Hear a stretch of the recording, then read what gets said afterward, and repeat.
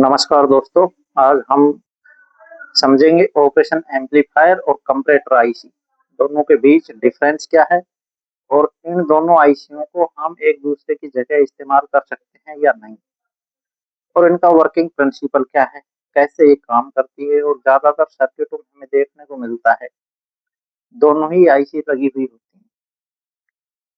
जैसे operation amplifier के हम कुछ नंबर लिखे हैं यहाँ पर: LM358, LM2904, LM158, और कंपैरेटर में है LM193, LM2903 और LM393। ये आईसी आपको ज्यादातर जो भी सिग्नल वाले सर्किट है उनमें आपको लगी हुई मिलेगी, चार्जर में लगी हुई मिलेगी, एसी पीसीबी में लगी हुई मिलेगी। तो आज इनको समझते हैं कि दोनों काम कैसे करती हैं और एक दूसरे की जगह हम कंपैरेटर को यूज कर सकते हैं एम्पलीफायर की जगह, या फिर ऑपरेशन एम्पलीफायर को कंपैरेटर की जगह यूज कर पाएंगे या नहीं। देखने में दोनों ही आईसी सेम पिन की नजर आएंगे आपको। डाटा शीट आप निकालोगे तो उसमें समझ में तो आ जाएगा, पढ़ोगे तब उसकी परिभाषा को पढ़ोगे तो समझ में आ जाएगा। लेकिन यदि आप उसकी डाटा शीट पे उसके सर्किट डायग्राम को देखोगे, जैसे हमने यहाँ पे कुछ बनाया है, तो दोनों की पिन डिटेल आपको सेम नजर आएगी। जैसे ये LM358, ये जितनी भी आईसी हमने इस लाइन पे इस तरह ड्रॉ की है, उनमें सेम पिनों पर सेम वोल्टेज आउटपुट को आपको मिल रही है। जैसे पिन नंबर 1 पर आउटपुट है, और दोनों ही आईसी में दो कंपैरेटर, इसमें दो कंपैरेटर यूज हुए हैं तो इसमें भी दो ऑपरेशन एम्पलीफायर यूज हुए हैं। पिन डिटेल सेम है और वीसीसी ग्राउंड दोनों की सेम ही पिनों पर दी गई। जैसे इसमें आउटपुट फर्स्ट एम्पलीफायर का आउटपुट पिन नंबर 1 पे है और इसमें भी पिन नंबर 1 पर ही आउटपुट। इनपुट और नॉन इन्वर्टिंग दोनों ही सेम है। ये इसकी इन्वर्टिंग पिन है, इसमें भी इन्वर्टिंग पिन है।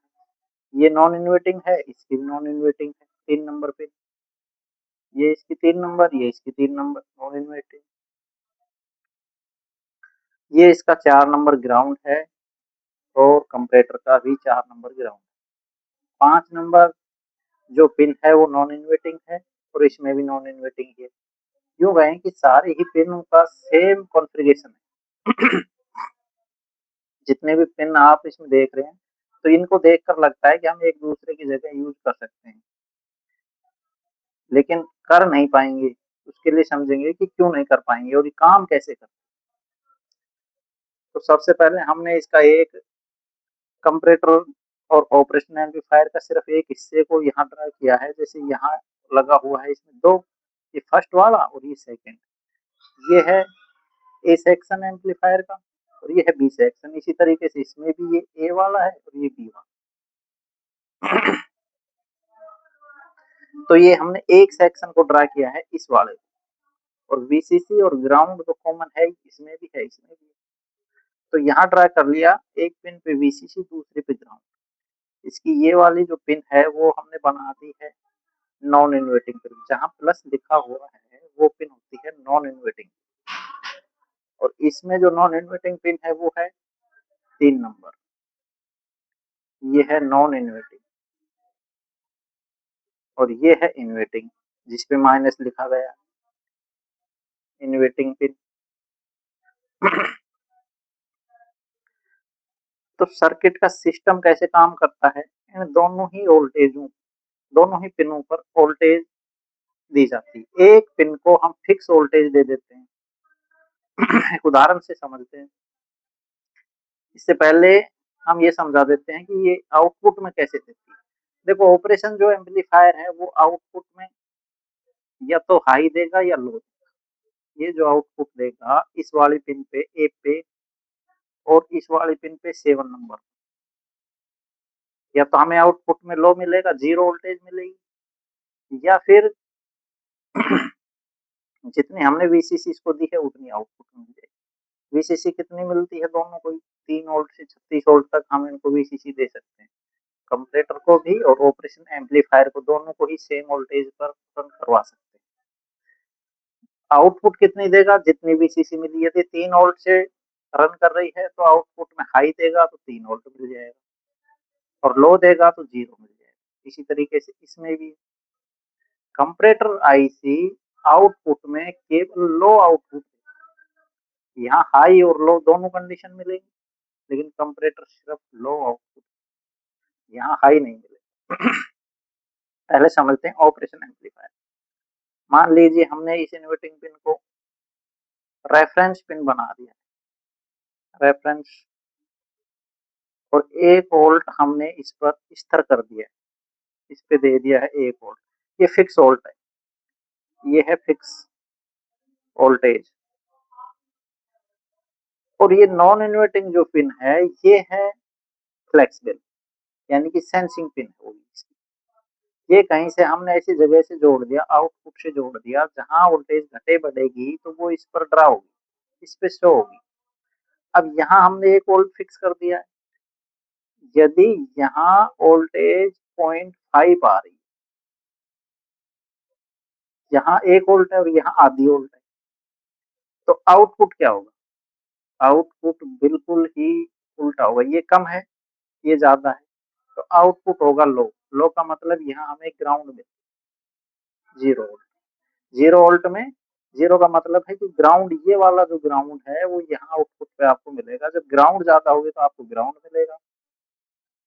यहाँ जब 1 वोल्ट इन्वर्टिंग पे है, ये माइनस है, तो इसका अर्थ है कि यहाँ माइनस है तो यहाँ माइनस मिल जाएगा, 0, ये वाला 0। यदि ये प्लस वाली जो लिखी हुई है नॉन इन्वर्टिंग, ये इससे ज्यादा है, समझना इसको, इन्वर्टिंग पर यदि इस पिन से ज्यादा, 3 नंबर पिन, 2 नंबर पिन, यदि 2 नंबर पिन से 3 पे ज्यादा है, 2 नंबर जो पिन है उस पे जो वोल्टेज आ रही है उस पे 3 ज्यादा है, तो यहाँ मिलेगा हाई वोल्ट। हाई वोल्ट कितना? जितना वीसीसी आ रही है। मान लीजिए इसे हम 3 वोल्ट से चला रहे हैं, 3 वोल्ट से रन कर रहे हैं, तो यदि यहाँ बढ़ के, यहाँ 1 वोल्ट फिक्स किया हुआ है, यहाँ बढ़ के 1.1 हो गया, कितना हो गया? 1.1 हो गया यहाँ, तो यहाँ आउटपुट में हमें मिलने लगेगा 3, ये आउटपुट में मिलने लगेगा जब यहाँ वोल्टेज ज्यादा।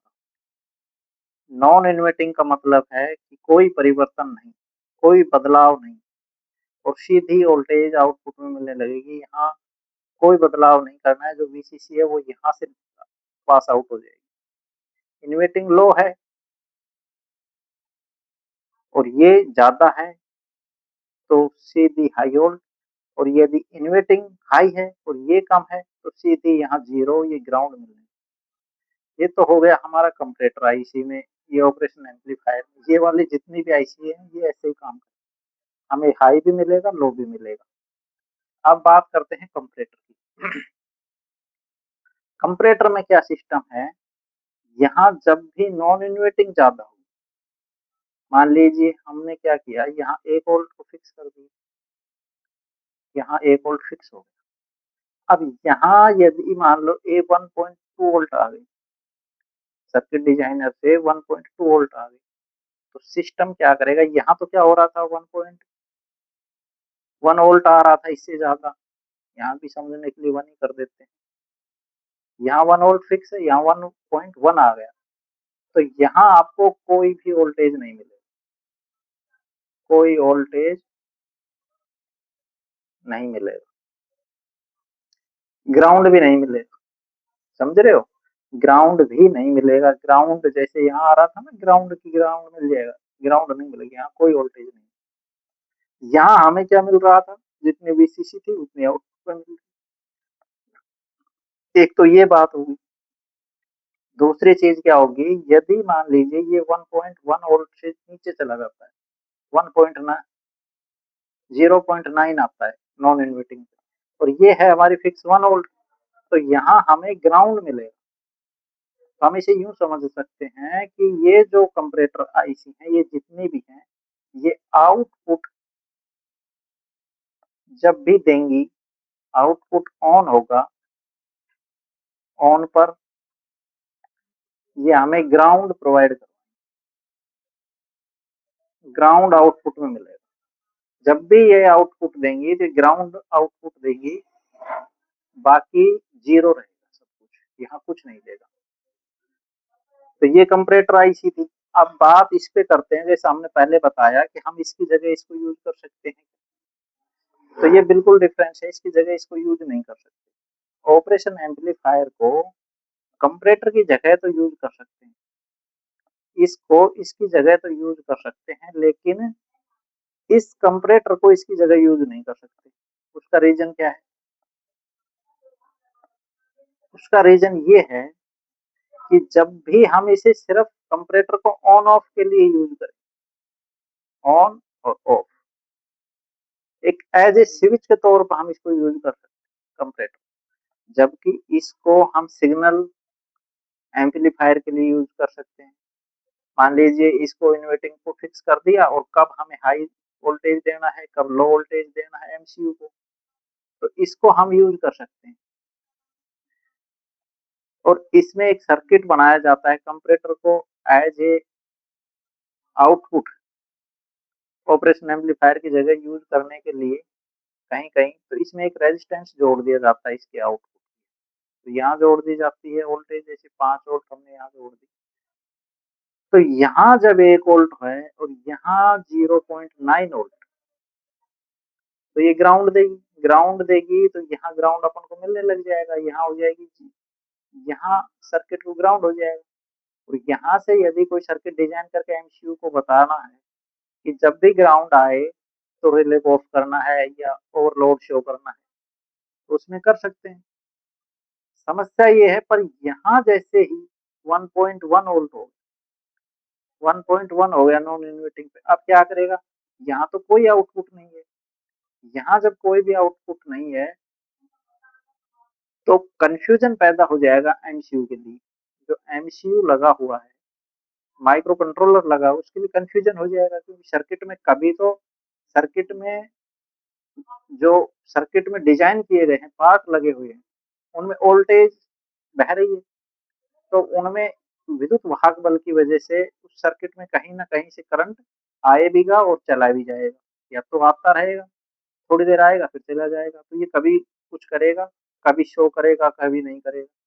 तो इस समस्या से हटाने के लिए इन्होंने क्या कर दिया, सर्किट में देखने को मिलेगा आपको, यहाँ एक रेजिस्टेंस जोड़ दिया जाता है 5 या 3 वोल्ट, ये उससे जोड़ा जाता है जितने पे सर्किट ऑन हो रहा है। मान लें एमसीयू अपना 3.3 का ही आता है ज्यादातर, तो 3.3 का है तो यहाँ एक 3.3 से ही जोड़ा जाता है, क्योंकि एमसीयू को जितना वीसीसी मिल रहा है उससे ज्यादा हम इसको पुल अप नहीं कर सकते। तो ये 3 वोल्ट का दे दिया, जैसे ही यहाँ से ये 1.1 वोल्ट होगी, ये आउटपुट बंद करेगा, क्योंकि इसमें कुछ भी नहीं आने वाला, ना हाई आएगा ना लो आएगा, तो ये 3 वोल्ट की रेजिस्टेंस के थ्रू इस छोर पे आने लगे, और ये वोल्टेज सीधी जुड़ी होती है एमसीयू से, एमसीयू की सर्किट। और जैसे ही वोल्टेज वहां लो होंगी, 1.1 से लो होंगी, तो ये आउटपुट देगा यहाँ ग्राउंड, और ग्राउंड देने से क्या होगा, ये resistant as a load work करने लगेगा, यहाँ से ग्राउंड एमसीयू को मिलने लगेगा, और इसकी समझ में आने लगेगा कि उसमें जो प्रोग्राम किया गया है कि इसको अब क्या शो करना है डिस्प्ले पे, या किस चीज को ऑन या ऑफ करना है, उस पे ये काम करना शुरू कर देगा। तो लास्ट बात यही है सारे मिला के कि हम इसको ऑपरेशन एम्पलीफायर को इसकी जगह तो यूज कर सकते हैं कंपैरेटर की जगह, लेकिन कंपैरेटर को ऑपरेशन एम्पलीफायर की जगह यूज नहीं कर सकते दोस्तों। तो फाइनली हमारा मकसद यही था आज के इस वीडियो में कि इन दोनों को आपने समझना बहुत जरूरी था, क्योंकि ये ज्यादातर सर्किटों में देखने को मिलता है, और दोनों का जो डाटा शीट है, जब तक इसकी कॉन्फ़िगरेशन शीट नहीं पढ़ते तब तक समझ में नहीं आता, और नए जो बिगिनर हैं वो सिर्फ इतना पढ़ने के बाद हम क्या करते हैं कि इन आईसीयू को एक दूसरे की जगह यूज कर लेते हैं, जबकि ये दोनों ही डिफरेंस है, दोनों में बहुत ज़्यादा अंतर है, और यूज करने के बाद भी हमारा सर्किट चलता नहीं। उसका रीज़न यही है कि उनमें दोनों में अंतर है। पिन डिटेल सेम है लेकिन काम करने का जो प्रिंसिपल है वो बिल्कुल भिन्न है। तो दोस्तों, जहाँ तक हम समझते हैं कि आपको समझ में आया होगा ये वीडियो। तो यदि चैनल पे नए हैं तो सब्सक्राइब कर लें, कमेंट करें, लाइक करें। धन्यवाद दोस्तों।